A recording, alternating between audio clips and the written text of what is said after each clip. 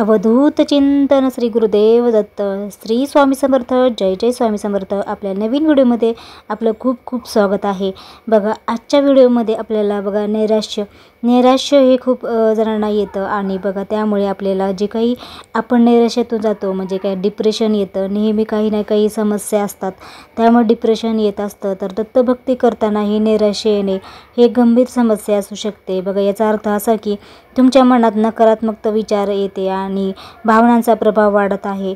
बघा, नेमका आपल्या विचार नकारात्मक आले की आपलं नैराश्य येतं. आपल्याला तुम्ही तुमच्या भावनावर लक्ष केंद्रित करणं, सकारात्मक दृष्टी ठेवणे, गरज वाटल्यास आपल्याला इतरांची मदत घेणं हे खरंच आपल्या नैराश्यातून बाहेर पडण्याचा एक मार्ग असतो. प्रत्येकाचे नैराश्याचे कारण वेगवेगळे असतात, म्हणजे प्रत्येकाचं कारण वेगळं असतं, त्याच्यामुळे ते नैराश्य होतात. बघा, आपण जेव्हा भक्ती या शब्दाचा उच्चार करतो तेव्हा आपल्या मनात लगेच शांती, आनंद, समाधान आणि सकारात्मक भावना येतात.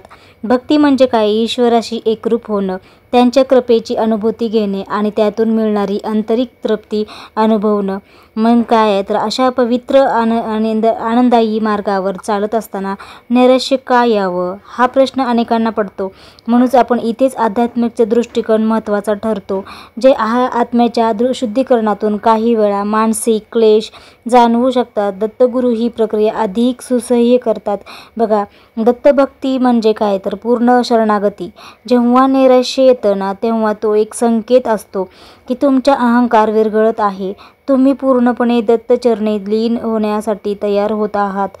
या क्षणी जर तुम्ही दत्तभक्ती करत असाल, दृढ केले तर नामस्मरण वाढवलं, पारायण केलं तर तुम्ही या परीक्षेत उत्तीर्ण होतात. नैराश्य तुम्हाला अधिक मजबूत बनवण्यासाठी आणि तुमच्या श्रद्धेला अधिक बळ देण्यासाठी येतं.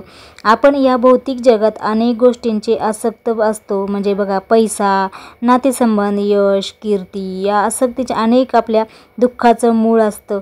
त्यामुळे काय होतं की जेव्हा आपल्याला एखाद्या गोष्टीमुळे जर दुःख होतं तेव्हा त्या गोष्टीचं आसक्ती कमी होते. नैराश्याच्या काळात आपल्या अनेक भौतिक गोष्टी क्षणभंगूर वाटू लागतात. आपल्या स्थूल शरीरासोबत सूक्ष्म शरीरही असतं, ज्यात ऊर्जा केंद्र असतं. जेव्हा आपण भक्ती करतो तेव्हा या ऊर्जा केंद्रावर सकारात्मक परिणाम होतो. काही वेळा या ऊर्जा केंद्रामध्ये आपल्या साचलेल्या नकारात्मक ऊर्जा बाहेर पडताना किंवा ते चक्र जागृत होत असतात. काही शारीरिक किंवा मानसिक अस्वस्थता जाणवू शकते. नैराश्य हे त्यापैकी एक लक्षण असू शकतं. नैराश्याला सामोरं कसं जावं तर बघा, आध्यात्मिक संकेत समजून घेतल्यानंतर आपल्याला नैराश्याचे सामोरं जाण्यासाठी एक सकारात्मक दृष्टिकोन मिळतो. तसं बघा, आपल्याला चांगल्या लोकांच्या संगतीत राहणे, सर्वप्रथम तर आपण चांगल्या संगतीत राहणे, जे तुम्हाला आध्यात्मिकदृष्ट्या मार्गदर्शन करतील त्या आणि सकारात्मकता देतील. त्या ज्ञानाचा अभ्यास, आध्यात्मिक ग्रंथाचं वाचन करा, जसं की गुरुचरित्र. त्यातून तुम्हाला अधिक ज्ञान मिळेल आणि त्या परिस्थितीतून बाहेर पडण्यासाठी मार्ग सापडेल. धैर्य आणि सातत्य नेहमी ठेवा, जेणेकरून नैराश्यातून बाहेर पडायला वेळ लागू शकतो. संयम ठेवा आणि भक्तीमध्ये सातत्य ठेवा. विश्वास ठेवा.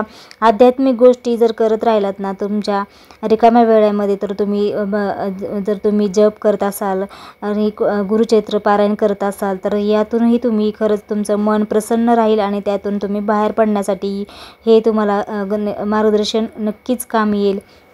हे नैराश्य म्हणजे आपल्यासाठी एक संधी आहे, आपल्या आत्म्याला किंवा अधिक तेजस्वी बनवण्यासाठी आणि खऱ्या अर्थाने ईश्वरी अनुभूती घेण्याची. या काळात खरंच आपण अधिक दृढतेने भक्ती केल्यास नैराश्य लवकरच आनंदाच्या आणि समाधानाच्या प्रकाशवाटेत रूपांतरित होईल. म्हणून बघा, आपल्या जे काही आपण श्री गुरुदत्ताची जेव्हा सेवा करतो तेव्हा नैराश्य हे आपल्या अनेक कारण असतं. बघा, प्रत्येकाचं नैराश्याचं कारण असतं की खूप तणाव असतं, त्यांचा खूप कामाचा लोड असू शकतो किंवा शारीरिक आजारामुळे त्रस्त असतो, त्यामुळे नैराश्य असतो, किंवा कुणाचं आर्थिक संकट असतं तर त्यामुळे नैराश्य असतं. प्रत्येकांचे अलग अलग. आता सांसारिक म्हणल्यावर या गोष्टी त्यांच्या जबाबदाऱ्या, त्यामुळे नैराश्य येतं. तर या नैराश्य खरंच आपल्याला नेहमी एकदम गंभीर होऊन जातं आणि आपण त्या गोष्टीचं वारंवार चिंता करत बसतो.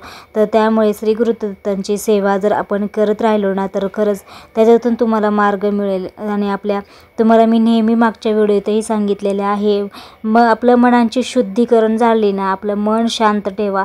नेहमी सकारात्मक बोला. आपण इतर अवतीभोवती जेव्हा वावरत असतो तेव्हा चांगल्या संगतीत राहावा. त्यांच्या आपण ज्या गोष्टी आपल्याला करायच्या आहेत त्याचं सातत्य ठेवा. मेहनत केल्याशिवाय तर पर्याय नसतो. मेहनतीचं नेहमी आपल्याला फळ मिळतंच, पण त्याला सातत्य, धैर्य आणि यशस्वी होण्यासाठी आपल्याला श्री गुरुदत्ताची खरंच मार्गदर्शन योग्य ठरतं. त्यामुळे श्री गुरुदत्तांची जर तुम्ही सेवा करत असाल तर नैराश्य येत असेल तर या गोष्टी नक्कीच करा. बघा कधी नैराश्यामध्ये काय होतं की बघा काही वेळा दत्तभक्ती करताना आपण जेव्हा नकारात्मक विचार किंवा भीती मनात येऊ शकतात, त्यामुळे काय होतं नैराश्य वाढू लागतं. त्यामुळे स्वतःकडून किंवा देवाकडून खूप जास्त अपेक्षा ठेवल्यास निराश होऊ शकतं. त्याच्यामुळे आपण नेहमी सकारात्मकतेने विश्वासाने कोणतीही सेवा करताना विश्वास खूप महत्त्वाचा आहे. तर त्या विश्वासाने करा तर तुम्हाला खरंच त्याच्यातून मार्ग मिळेल. बघा देव किंवा भक्तीमधील गैरसमज असल्यास नैराश्य होऊ शकतो. बघा बरेच जण म्हणतात की मी एवढी सेवा करते तर मला काहीच त्याच्यातून मिळत नाही. म्हणजे जर तुमची इच्छा पूर्ण नाही झाली या सेवेने तरी तुम्ही नैराश्य होऊन जातात आणि त्याच्यावर अविश्वास दाखवतात.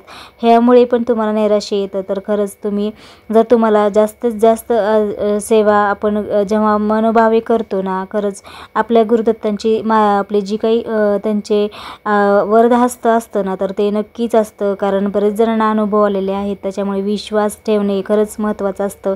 कारण तुम्ही नैराश्य जर राहिलात किंवा नेहमी नकारात्मकतेतून जात असाल तर तुमची कुठलीच यशस्वी पुढच्या भविष्यामध्ये होत नाही. तुम्हाला यश प्राप्त होत नाही.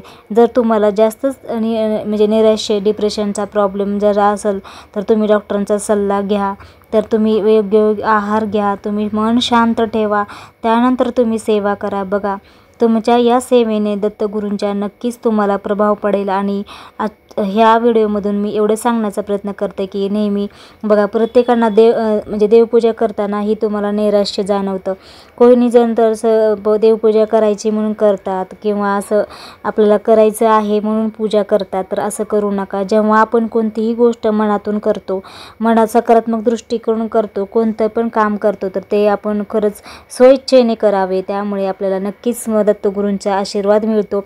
प्रत्येक कुटुंबावर तुमचा आशीर्वाद राहतो आपल्या माऊलींचा. त्याच्यामुळे तुम्ही नेहमी सकारात्मक राहा आणि नैराश्यातून नक्कीच बाहेर पडा. तर आजच्या व्हिडिओमध्ये मी एवढं सांगण्याचा प्रयत्न करत आहे. तर आजचा व्हिडिओ मी इथेच थांबवते. आजचा व्हिडिओ आवडला असेल तर नक्की लाईक, शेअर, सबस्क्राईब करा. अशा छानशा व्हिडिओमध्ये भेटू. तोपर्यंत सगळ्यांना श्री स्वामी समर्थ. जय जय स्वामी समर्थ.